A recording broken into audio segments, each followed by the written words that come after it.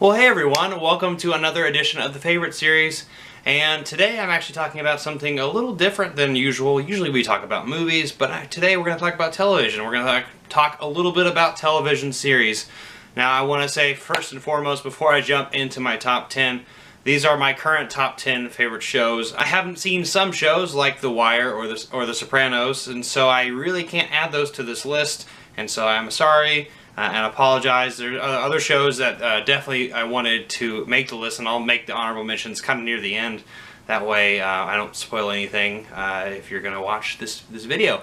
But another thing I'm going to do at the end of the video is also do my giveaway. I did a Star is Born digital download giveaway, and so I'll be doing that. I actually have a little bucket and bin over here with a lot of different names, and I'll be drawing that. So stick around for the end if you are entered in that contest.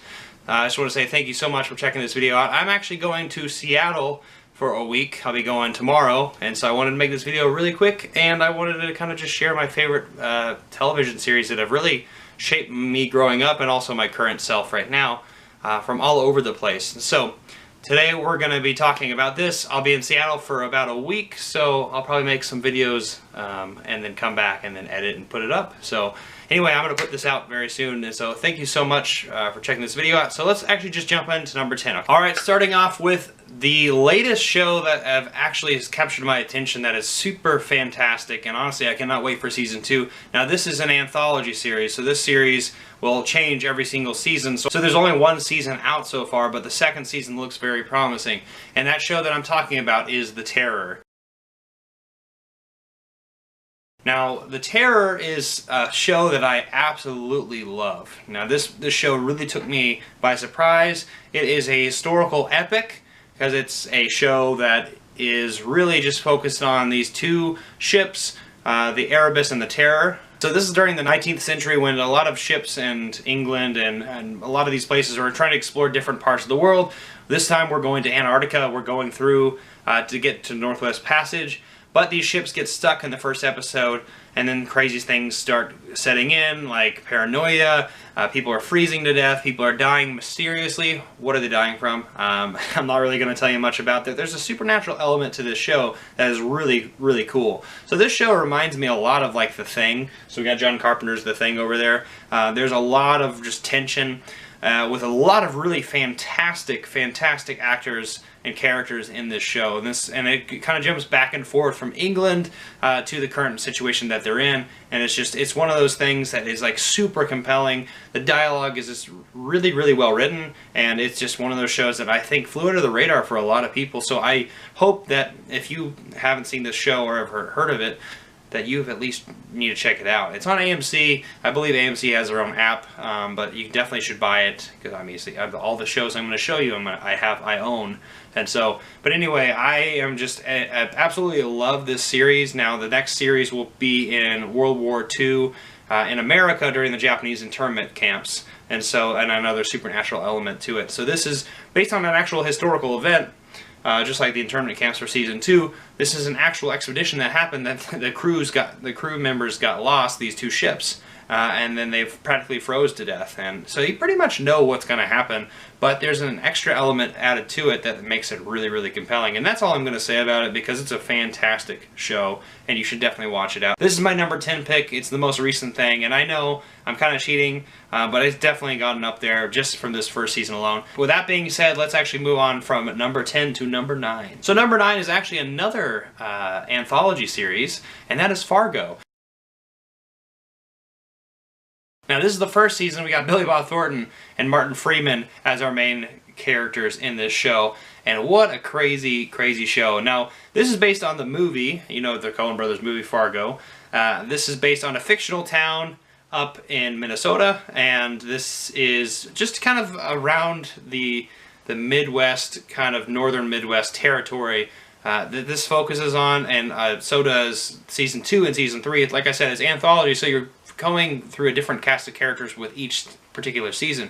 For this one, it's Martin Freeman and Billy Bob Thornton. For the second season, you have someone like Kirsten Dunst and Patrick Wilson, and then in the third season, you actually have Ewan McGregor and Mary Elizabeth Winstead, and these are just several characters within these stories, and they're really based on true events that actually happened up in these territories, and a lot of just craziness that happens. It's very loosely based on the actual Fargo film, but I think it's just one of these shows that's super compelling. The things that go on in this series are just insane, and when I say that, I mean really hilarious. It's got a lot of dark comedy elements to it, and it's just one just based on atmosphere. It's got a fantastic score and soundtrack to it as well on each of these seasons, and some fantastic performances by a lot of these people. And Billy Bob Thornton in particular, for me, when the first season happened, I really, kind of clung to his character and was just flabbergasted by how intense he was. And it's just one of those shows that really just sucked me in as soon as I saw it. And what's really pissing me off about this show is, and I'm telling you, FX is the one who puts this show out. For the love of God, put season 3 out on Blu-ray. Like, why would you not put that out on Blu-ray? Doesn't make any sense. I just have these two for season 1 and 2 on Blu-ray, and then I have to put the season 3 on DVD over there in the corner. But anyway, this is not the last time I'll talk about Blu-rays and DVDs, because we have some DVDs to cover as well. But Fargo is just one of those shows that's really fantastic, and I highly recommend you check it out if you haven't. If you're a really big fan of the film, the Coen Brothers film, this is one of those series that is definitely for you. It's really dark, it's comedic, it's gory, it's violent.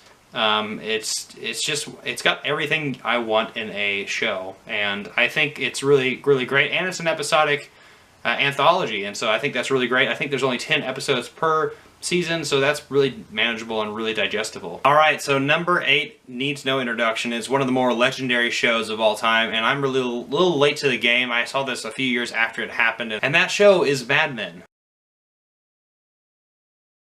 And this is AMC show. This has some fantastic faces. You probably remember Jon Hamm kind of made his introduction, at least to the world. He's been in several things prior to that. But Jon Hamm as Don Draper in this 1960s advertising agency in New York and Manhattan during this time period is a really great piece of work. This entire thing sounds kind of boring. It's an advertising agency, right? So with incredible acting, incredible writing, incredible characters, the set design, the story, the authenticity of the period, it's astounding how great this show is. And there's just a lot of really good work done on this show, and a lot of really great performances, and a lot of really fantastic work. In fact, I'm just going to name a few people in this show besides Jon Hamm and also Elizabeth Moss of Handmaid's Tale.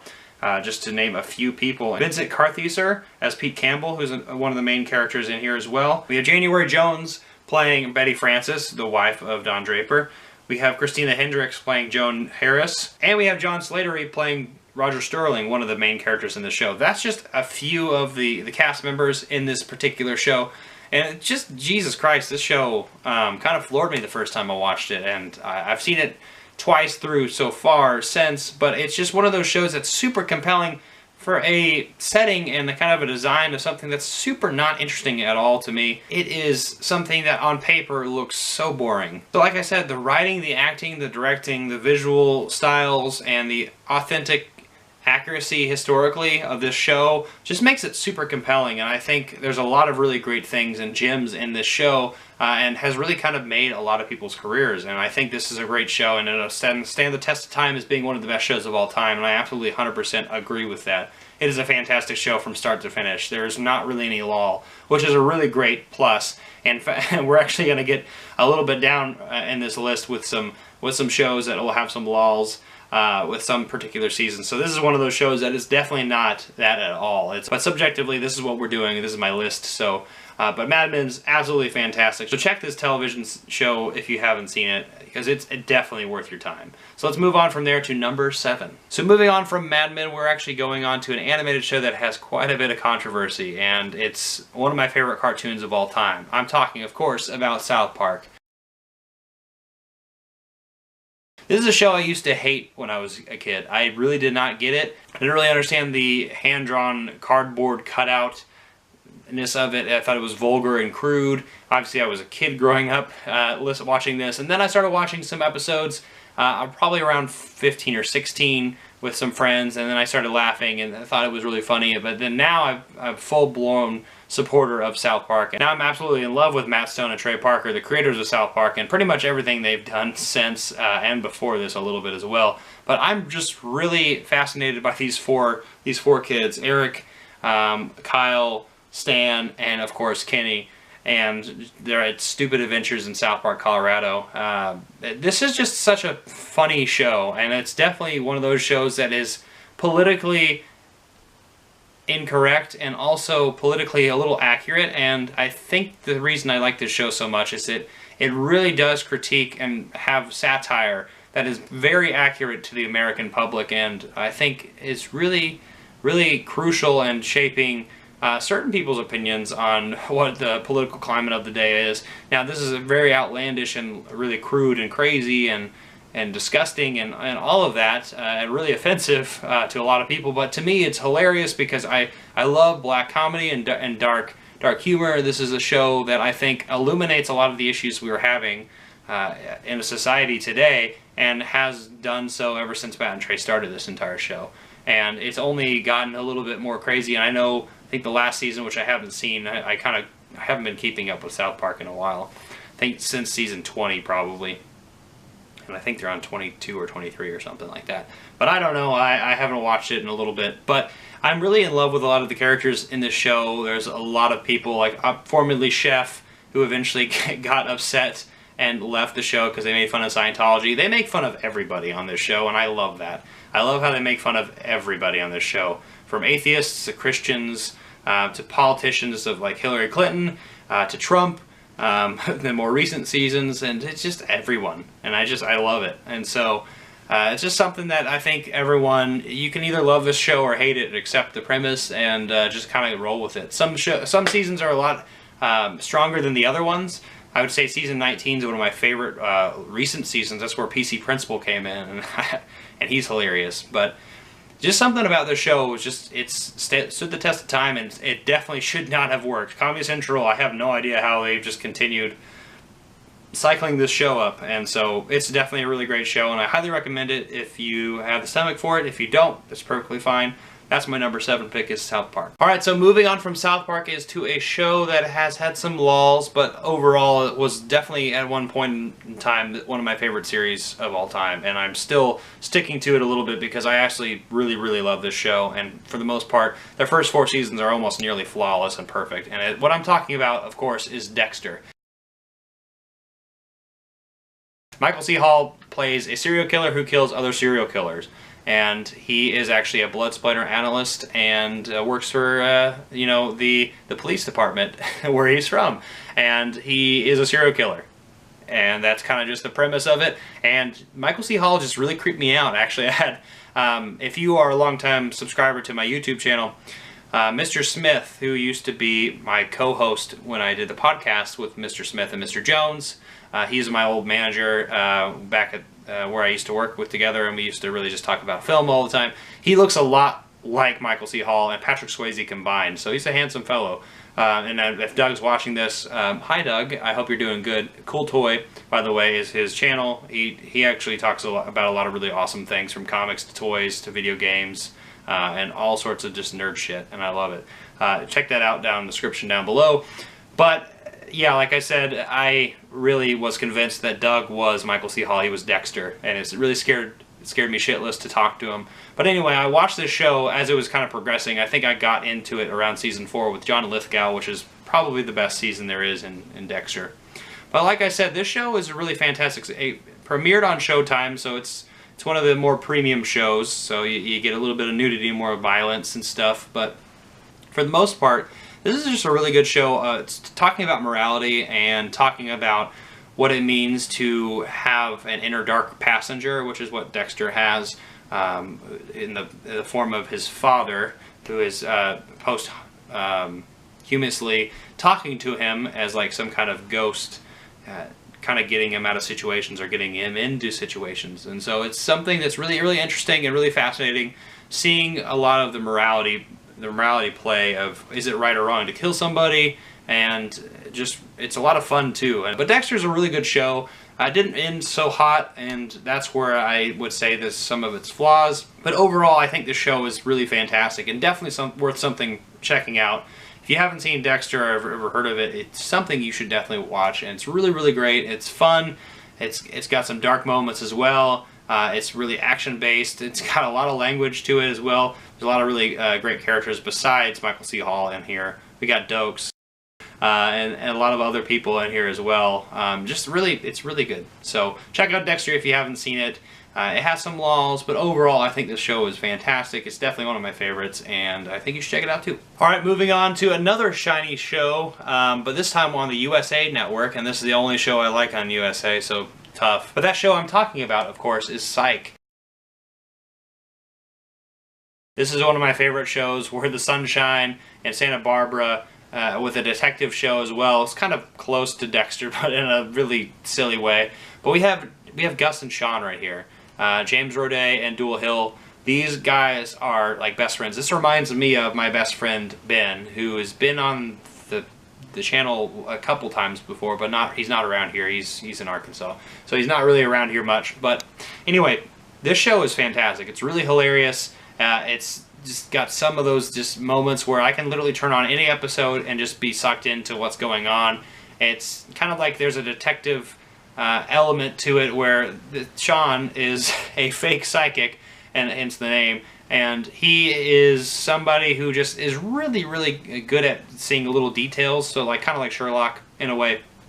And he's really good at noticing things and kind of putting things together. And he kind of fakes it in front of the Santa Barbara Police Department and lands a job there as their detective, their psychic detective, and the department more or less is not really happy that he's there the entire fucking series, and it's just fantastic. But his best friend Gus gets dragged down with him. He used to just work in like a financial industry, and then he just starts working with him, and it all goes downhill for him. But they're all really good friends in this show, and there's a lot of really great people in this series and a lot of really good performances, and it's a lot of fun. And there's a lot of really good guest appearances as well from different actors like Carrie Ells, who I love because Princess Bride. But this show is just one of those feel-good shows that I've always really loved, and I remember checking this out back in... I remember buying this particular season. In fact, these don't exist. I actually want these on Blu-ray really, really bad. If somehow the Blu-ray gods will put this out on Blu-ray. I got this about 12 years ago in 2007 when I went to Sam's Club. I just remember that memory of bugging my mom's like, this looks like a fun show, and then she bought it for me. And it was just, ever since then I fell in love with it, and I really loved everything about it. And I really like how they've done Psych movies, which I have not seen yet, so that's unfortunate. But Psych is definitely a show that's a really feel-good show, and I can definitely put it on anytime, anywhere, and just have a really good time, and it just makes me relax. And I love everybody, and I love the dynamics, which reminds me of my best friend. Him and I are very much like this. I'm like Sean, he's like Ben, Gus, and definitely I'm the one who's kind of causing more trouble than him and BSing my way through a lot of situations, and that's what I do best. Probably do it right now. So moving on from Psych is to arguably, and I would say objectively, probably one of the best shows of all time. And it's definitely a show that I remember watching as it premiered and having so much excitement for.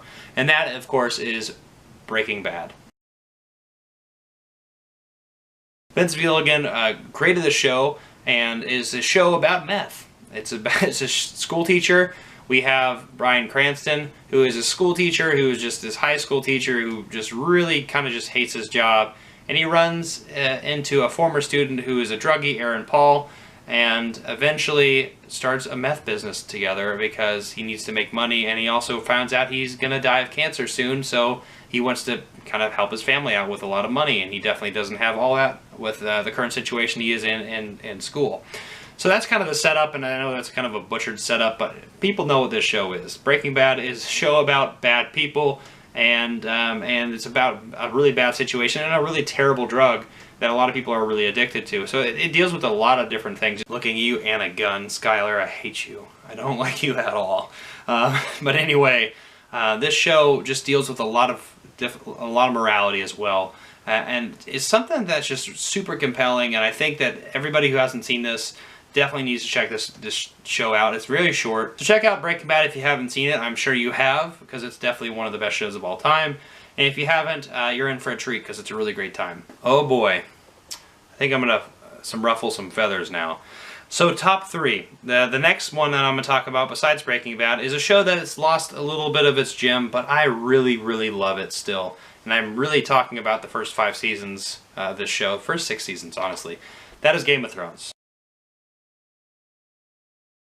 Now, I still love this show. The writing definitely went downhill near the end, and I know this just ended, so it's still on a lot of people's minds. But this is my number 3 pick because I still am just deeply in love with practically most of the show. And I would say this first season is what caught my eye as well. I remember walking into Walmart back in 2011, I think, when the first season came out, and I saw Sean Bean on the cover. And I'm a huge fan of Lord of the Rings, of course. And so I saw Sean Bean, I saw Boromir on this throne here. And I was just like, this sounds interesting. I've heard a little bit about this. I heard about George R.R. Martin and his books and his novels, but I hadn't really checked this out at all. So I just bought it on a whim. I bought it on a whim. I watched the first season, and I'll tell you this. I had no idea, and I should have known better, that Sean Bean would die. And yes, I'm giving you spoilers if you haven't seen it. I mean, come on. Yeah, you've been spoiled this before. But Sean Bean dies on like episode 8, very, very beginning, and it just really...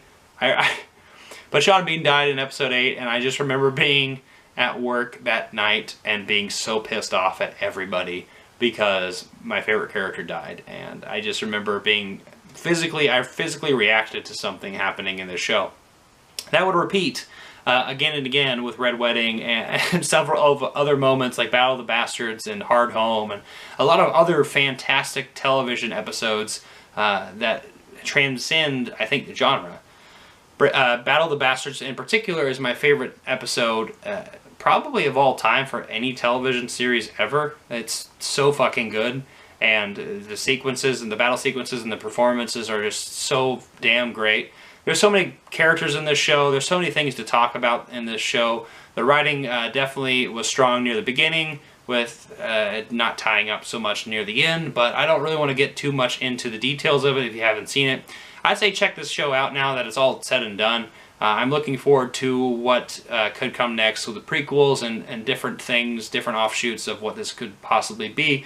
But this is a show that I think will live on in history for being notoriously... The ending will be notorious, kind of like Dexter in a way, but the show will live on to be one of those really grand epics akin to Lord of the Rings that is just really, I think, transcends fantasy and is just one of those shows that's really fantastic with a lot of characters that are sociological rather than psychological, and I think that's the issue with the narrative of what we saw. But you have a lot of people you love and you hate simultaneously throughout this entire series, and I think that's really, really the sign of a really good show. And the sign of, you know, that's the same stuff with Breaking Bad. Well, why you like certain characters in that series and you dislike them at the same time at different points. And it's just, it's just an ebb and flow of good and bad, and is something that's really compelling. So Game of Thrones is my number 3, so let's move on from there to number 2. Alright, number 2 is my favorite show from my childhood, from my teenage years all the way up, and that is, of course, Buffy the Vampire Slayer. I am in love with this girl, Sarah Michelle Gellar. I used to come home every day after junior high and a little bit near the high school of watching this fresh with my neighbor. And I love this show. It really introduced me to horror and fantasy and vampires and werewolves and demons and everything else that Buffy kills, and I think it's really cool. I really love the offshoot as well, Angel. I'm giving you a spoiler hint. Angel is not on this list, although it's a really fucking good show. That'd be an honorable mention. Buffy is just this show that has 7 seasons. It's really tight. It's really good writing from Joss Whedon, who pretty much got fairly famous for this adaptation of it. There was a movie that came before this a little bit earlier in the 90s, and Joss Whedon had something to do with that, but it's definitely not the same thing. Well, when the show kicked on, you get the first season's a little bit, you know, 90s-esque, you know, like X-Files and stuff. But then it transformed into something that was really, really well done and really, really well made. It's hilarious, it's dark, it's gritty, and it kicks a lot of ass, and I just absolutely love it. And this is definitely one of the more awesome shows, and empowering a female as well, which is kind of a little unheard of in the 90s.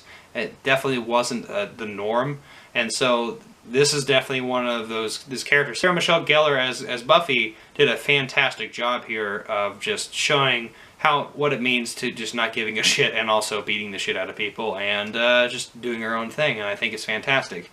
I really loved the ending of the show too. I thought this show really, besides the first season, really didn't have any lulls for me at all. And I like the first season a lot too. It's just got that corniness to it that kind of pervades it throughout the entire show. But I think rewatching it was a really good time when I saw it recently, about a couple years ago. But I really want to see it again now. So Buffy is my number 2 pick, so let's move on from there to my number 1 show of all time and my current moment in 2019. So my favorite show in 2019 right now is Always Sunny in Philadelphia. This show I remember watching back in the day when I was growing up. I remember seeing the trailers for it and not understanding a damn thing when I would turn it on, and I'm like, what is going on? This is awful. I don't know what's going on at all. And now that I'm older, and I would say over the last probably 7 or 8 years of my life, I've really loved Always Sunny in Philadelphia. And it's a show that, like, a lot of my best friends quote all the time to each other, and it's got just all these connotations to it that I really love. And I go to trivia sometimes with some of my friends, and we have different nicknames for our trivia teams, and we've had like Shadynasties, and they would always say Shady Nasties, and we would call them out. We'd say, it's Shadynasties, asshole, or Suicide is badass, because Frank said that as he was jumping off the Brooklyn Bridge. But anyway, this is just it's a show for bad people. It's a lot of bad people in this show, and you're laughing at how awful they are, and nobody's good. So anyway, who's in this show? We have Charlie Kelly, we have Charlie Day, we have Mac, Dennis, Dee, and of course Frank, who is Danny DeVito. And all of these people, from Glenn to Charlie to Danny, they're all so great, and I love it. I love all of them in here. This is another show, just kind of like Psych in a very different way, where that's a little bit more wholesome. I can just put on any episode and just fall in love with everything going on, and how awful the gang gets in these different times. You know, there's so many great things about this show. So this is my favorite show of all time. I definitely missed quite a bit, and I will say this now. There are a lot of shows that I still need to see, like The Wire and Sopranos. I'm in the middle of X-Files right now, so I'm still sticking through that. There's some other shows like Boardwalk Empire.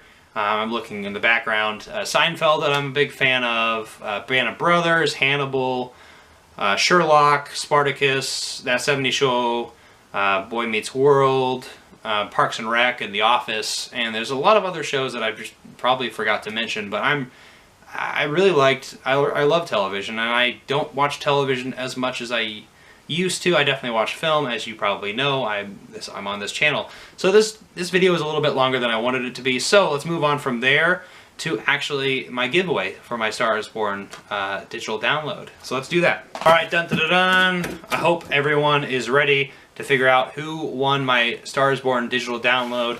I'm grabbing one at random. There are a few people in this bucket. It's a huge bucket. Okay, so who did we pick? Alright, Optimex, you are the winner of my giveaway.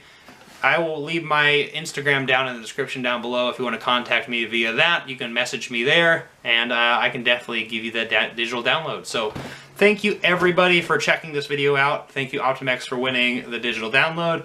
And I want to hear your thoughts down below. What are your favorite television series of all time? Is there any that I've missed? I know I missed quite a bit, like MASH and Cheers from before my time.